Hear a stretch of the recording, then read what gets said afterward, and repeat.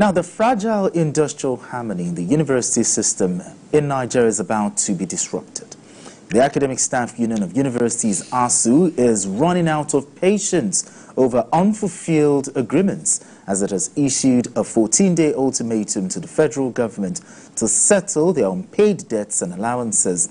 ASUU President Professor Emmanuel Oshodeke expressed frustration with the government's lack of commitment and delay tactics, insisting that the union should not be held responsible for any industrial disharmony that may follow. Now, the union is demanding conclusion of the renegotiation of the 2009 federal government ASUU agreement based on the Nimi Briggs Committee's draft agreement of 2021 and the release of withheld salaries due to the 2022 strike. Mikhail, to have a more stable academic calendar is not rocket science, because it's always, but what do you make of this, the 14-day ultimatum issued by ASUU to the federal government, and how credible are the issues raised? Well, these issues have been there for some time. They talked about why they will want the 2021 agreement, because in 2009 there was an agreement that was entered into with the then Yaradua administration.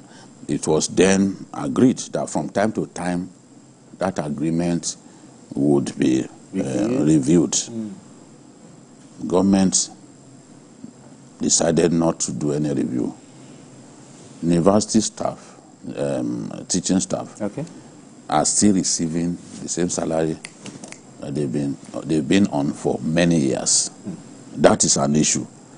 They talked about the need to freshen up infrastructure in the universities in our country.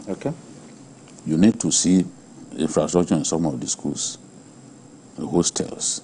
They are like pigsty. So these issues is like every government just kicks the can down the road. For the next administration? Let them go on. Now, the Nimi Briggs, it was the Buhari regime that set up the Nimi Briggs committee. Yes.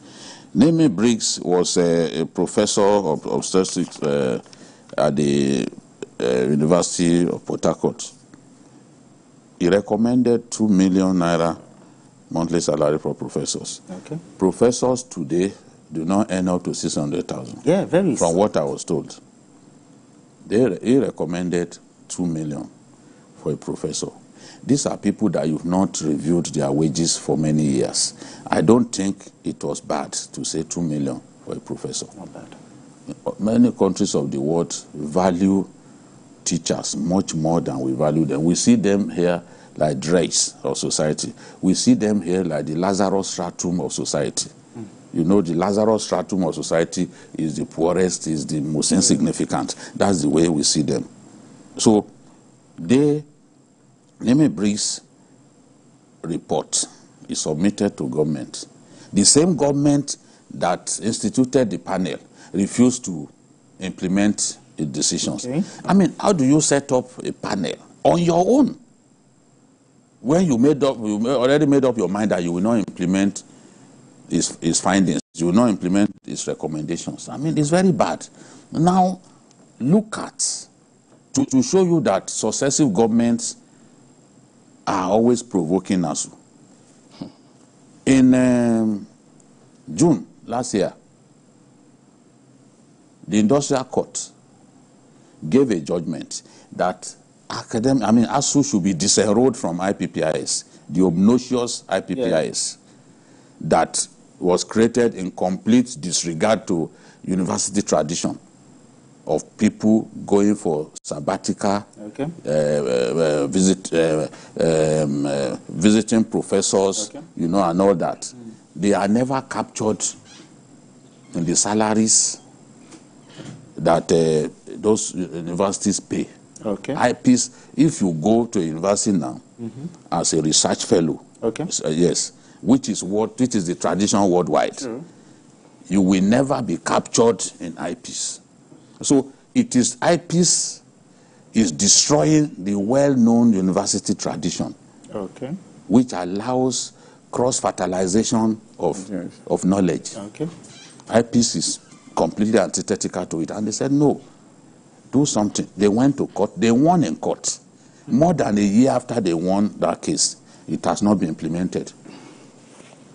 How do you describe that if it is not provocation?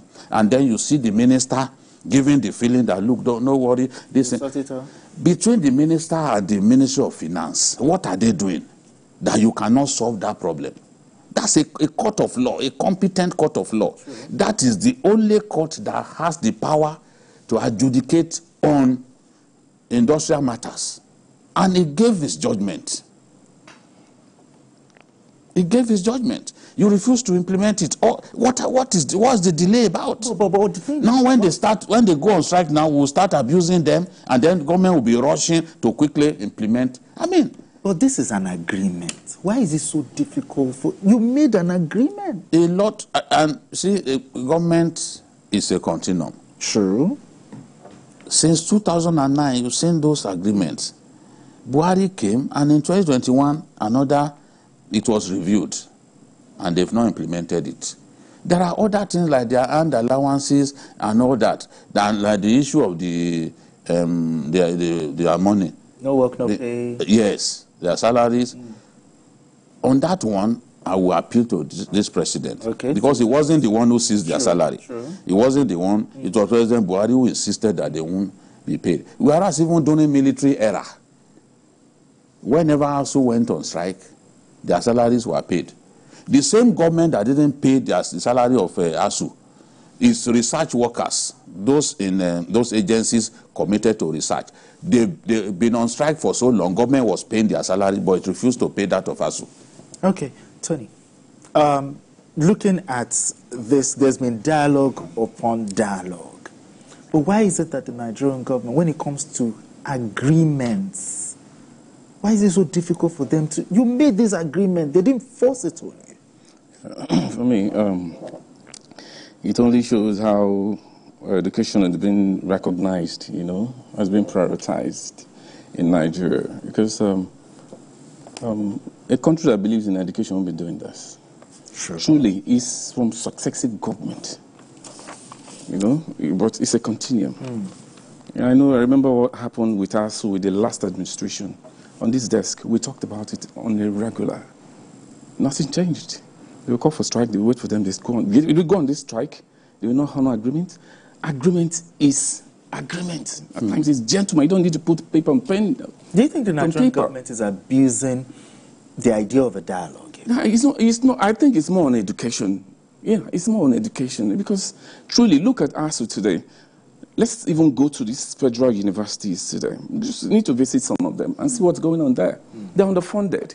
Yes. Sometimes you see a professor, when you look at them, you pity them.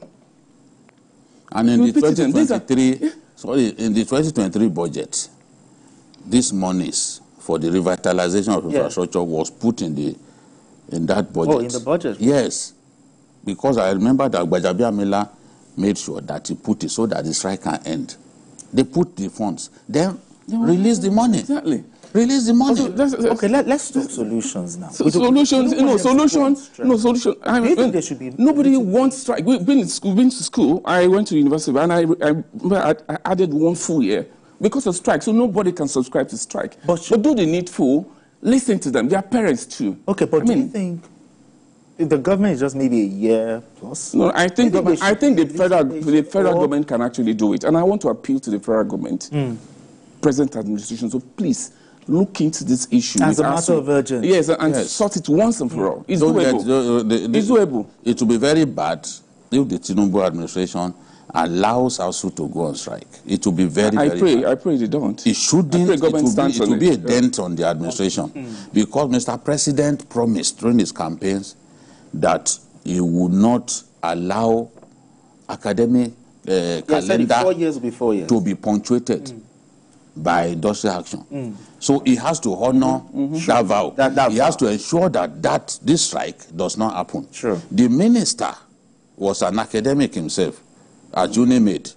He has to do whatever it takes. He and Sununu, the Minister of State, they must make sure that this strike does not happen. Otherwise, it is tomato on their faces if this happens. Sure. Sure. All right, let's go straight to our final story. According to a popular saying by Yoruba people of southwest Nigeria,